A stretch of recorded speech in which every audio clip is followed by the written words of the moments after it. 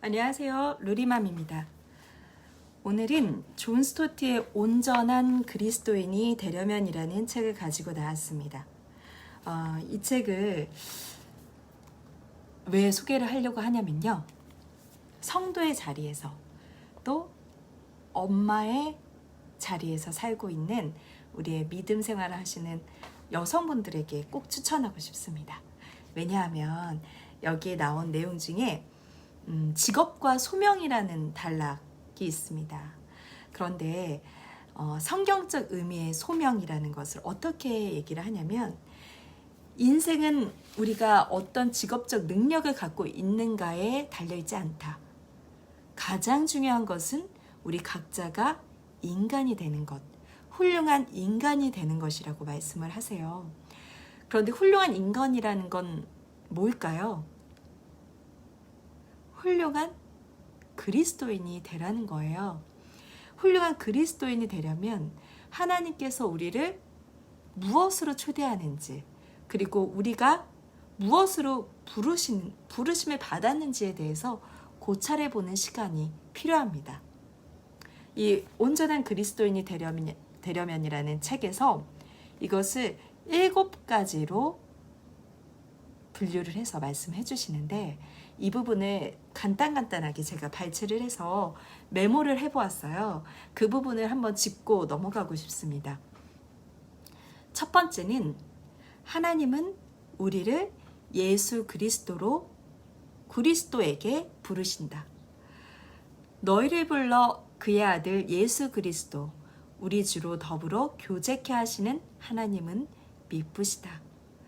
그리스도인이 된다는 것은 그리스도를 알고 그분께 속하는 것이다. 그리하여 그는 우리의 구세주이자 우리의 친구가 되고 우리의 주가 된다. 또 두 번째는 하나님은 우리를 자유애로 부르신다. 진정한 자유가 무엇일까? 그리스도께서 우리로 자유케 하려고 자유를 주셨으니 그러므로 굳세게 서서 다시는 종의 멍에를 매지 말라. 갈라디아서 5장 1절 말씀입니다. 내 자아의 어둡고 깊은 그 감옥으로부터 자유를 위하여 부르심을 입었습니다. 저와 여러분이요. 그래서 우리는 두려움으로부터 자유화되었습니다. 하나님을 바로 알고 예수님의 사역을 바로 알면 우리 마음 가운데 두려움이란 존재할 수가 없습니다. 하나님과 인간을 사랑하면서 살아가도록 자유로워진다. 이것이 우리가 부름받은 자유입니다. 또 세 번째는 하나님은 우리를 교제케 하십니다. 서로와의 교제. 그리스도의 평강이 너희 마음을 주장하게 하라. 평강을 위하여 너희가 한 몸으로 부르심을 받았나니. 골로새서 3장 15절 말씀입니다. 성경이 말하는 평강, 바로 피스, 히브리어로 샬롬은 사회적 개념, 즉 호젓한 곳에서 나 혼자 즐기는 내적 평정이 아니라 하나님과 화해는 물론 서로와의 화해이기도 한 것입니다. 우리가 누군가와 공동체 안에서, 또 가족 안에서 누군가 좀 불편한 관계 속에 있으면 참 마음이 이렇게 평강을 이룬다고 말할 수 없잖아요.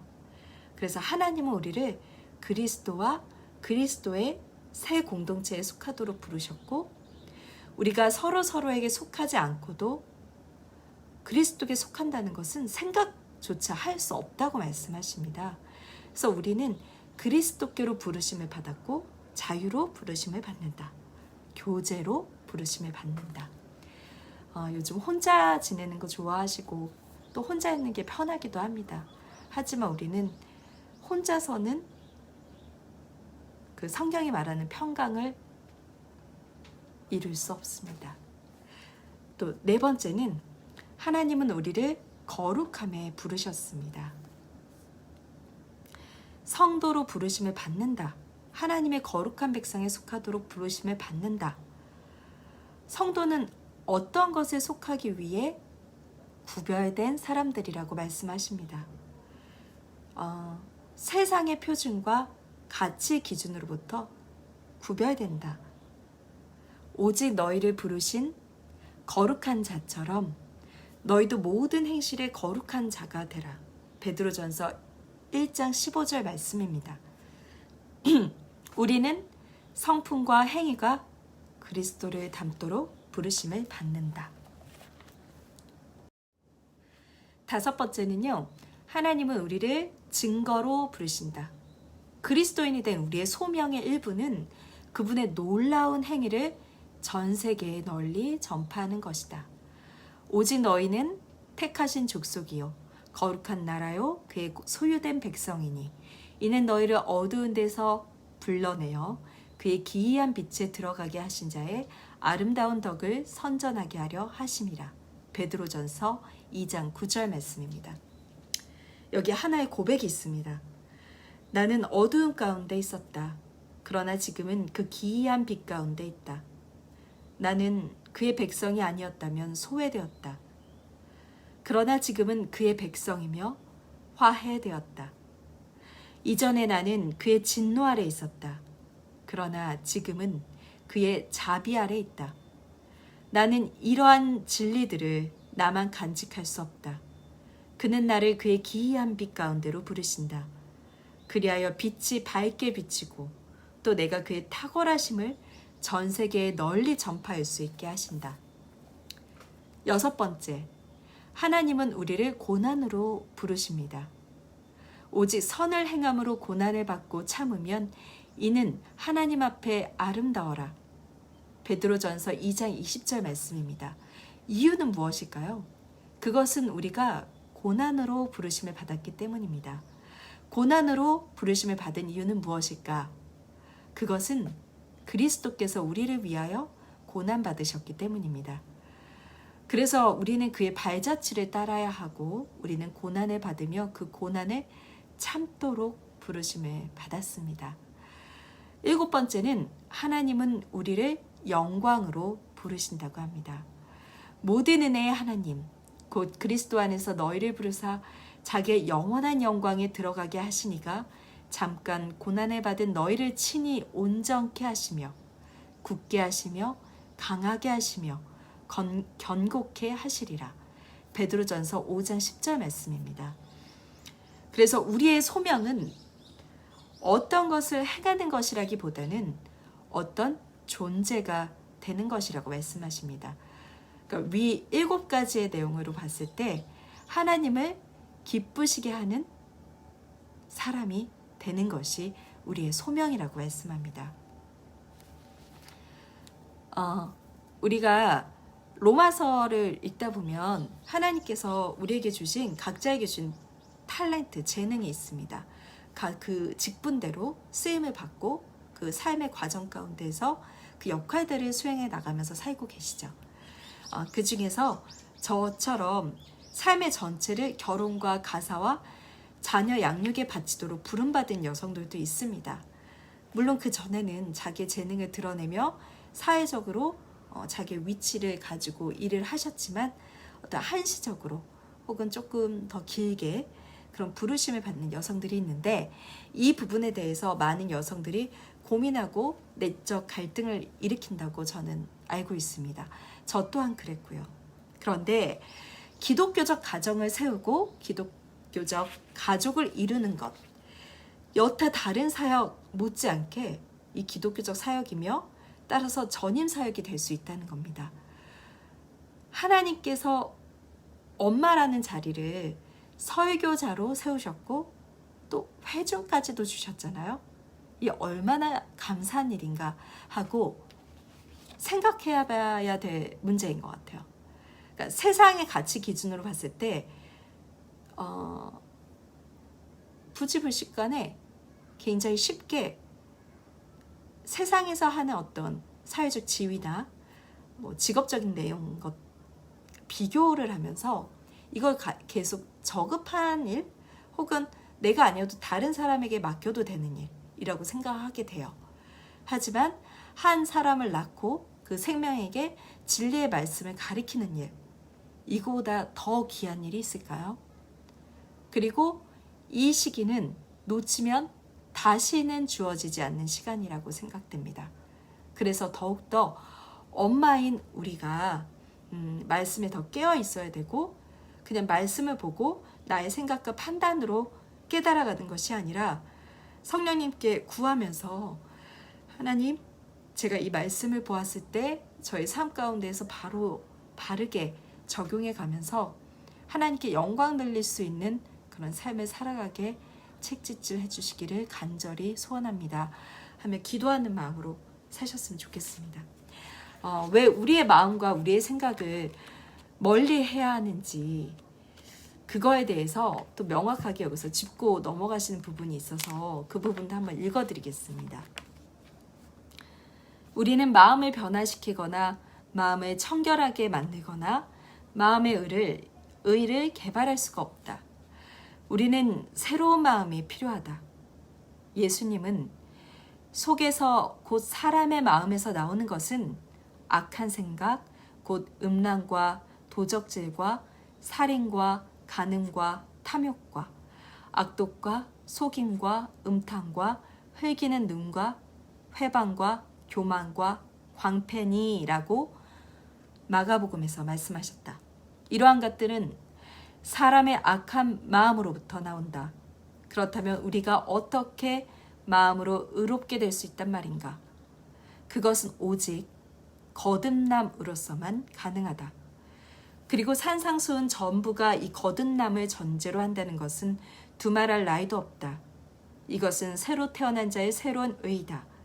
거듭남이 없이는 새로운 삶은 물론 새로운 의도 있을 수가 없다. 이 모든 것은 예수님의 가르침에 암시되어 있다. 이 글을 보면서 맞다. 나로서는 정말 선한 것이 나온 적이 없었다 라고 제 과거를 되돌이켜보고 저의 행실을 되돌이켜보고 지금 현재 제 모습을 투명하게 바라보게 됩니다. 그래서 우리의 생각과 나의 판단과 내가 바라보고 있는 관점이 절대적이고 맞다라는 생각은 굉장히 위험하구나. 그래서 더욱더 우리는 말씀에 힘입어서 오늘 하루도 살아야 되는 게 아닌가라는 생각을 하게 됩니다. 모든 인간은 야심적이라고 말씀하셨어요. 야심적이라는 건 어떤 일에 성공하고 싶고 생을 걸고 무언가를 하고자 하는 마음인 거죠. 그런데 성경에서는 이는 다 이방인이 구하는 것이다. 그러나 너희는 먼저 다른 것을 구해야 한다라고 합니다. 성도인 우리가 가져야 될 야망이라는 것은 우리 앞에 최고의 선으로 두고서 거기에 우리의 삶을 다 바쳐 헌신하는 어떤 것이에요. 우리는 사는 동안 무엇을 성취하고자 하는지, 또 무엇에 헌신하고 있는지, 우리의 목표는 무엇인지 깊이 고민해 봐야 됩니다. 두 가지의 가능성이 있습니다. 여기서 한 가지는 나 자신과 나 자신의 물질적 안락에 관심을 갖는 것. 여기에는 부, 권력, 명성에 대한 우리의 갈망이 되겠죠. 또 하나의 것은 하나님, 그리고 세상에 대한 의로운 통치, 하나님의 나라, 그리고 그의 의에 관심을 갖는 것입니다. 물론 물질이 중요하지 않다는 게 아닙니다. 오해하시면 안 됩니다. 자본주의라는 것, 또 물질적 필요라는 것은 분명히 성경적인 내용에서 나왔습니다. 그런데 여기서 중요한 것은 우선순위를 바르게 하라는 거죠. 물질적 필요를 간과해서는 안 되지만 우리의 생각을 몰두해서 기도해야 할 최우선순위는 하나님과 그의 나라, 하나님의 이름과 뜻이어야 한다는 것이에요. 우리는 우리 자신이 아닌 하나님께, 그리고 우리의 물질적 복지보다는 하나님의 의로운 통치에 관심을 가져야 합니다. 하나님과의 참된 교제인 더 깊은 경건으로 우리를 부르십니다. 하나님의 통치와 의인, 더 고상한 야망으로 부르십니다. 오늘 온전한 그리스도인이 되려면 이 책에 대해서 제가 이 한 권을 읽고 발췌한 부분만 제가 읽어드리고 저의 생각을 이야기해 보았어요. 참 어려워요.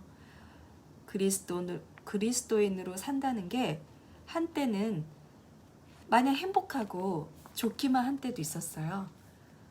나는 든든 하나님의 백이 있어. 하나님이라는 분이 있어. 그런데 과연 그 고백이 합당할까? 그리스도인으로서의 정체성으로 가지고 산다는 것은 분명히 좁은 길로 들어가야 하고 또 결코 만만치 않다는 것입니다. 매 순간 일어나는 선택과 어떤 갈등의 연속 상황 속에서 하나님께서 원하시는 바, 하나님께서 나에게 하나님 나라와 의를 구하라고 말씀하신 그 길로 가려면 무지하게 나를 눌러야 하는 상황이 연속적으로 발생하더라고요. 우리에게 일용할 양식을 주시는 분은 바로 창조주 하나님이시고 또 그 대속적 죽음으로 죄사함을 가능케 하시는 분은 성자 하나님, 그의 내주하시는 권능으로 우리를 사단과 악의 권세로부터 자유롭게 하시는 이는 바로 성령 하나님의 도움을 받으며 매일매일 사는 우리가 분명 자유인이고 복된 자리에 있다는 것은 분명합니다. 하지만 온전한 그리스도인이 되려면 세상과 정확하게 구별되어서 생각하고 판단하고 결정지어서 말하고 행동해야 함을 잊지 말아야 합니다. 나이가 들수록 그거에 대한 책임, 그리고 과거에 했던 내가 믿는 자라고 하면서 행했던 그런 죄 가운데 있던 많은 생각과 말들, 행동들 주워 담을 수 없어서 너무나도 죄책감에 시달리고 회개하면서도 용서를 구할 수 없는 그런 자리에 있지만 오늘 하루도 우리가 하나님께 우리의 문제를 내어 보이면서 정직과 양선의 길을 갈 수 있도록 기도하는 자리에 섰으면 하는 마음입니다. 제가 이렇게 책을 소개해드리는 이유는요, 한 성도로서 할 수 있는 일, 내 가정, 한 작은 교회만 섬기는 것이 아니라 믿고 있지만 우리가 그 고민들의 연속 가운데에서 어떻게 해야 되지? 라는 생각을 끊임없이 하는데 이것들을 좀 나눠보고 공유하고자 하는 마음에서 책을 소개해 드립니다. 시간이 되신다면 꼭 책을 읽으시고 하나님께서 주시는 힘을 받으시며 기쁜 하루, 감사하는 하루 보내시기 바랍니다. 감사합니다.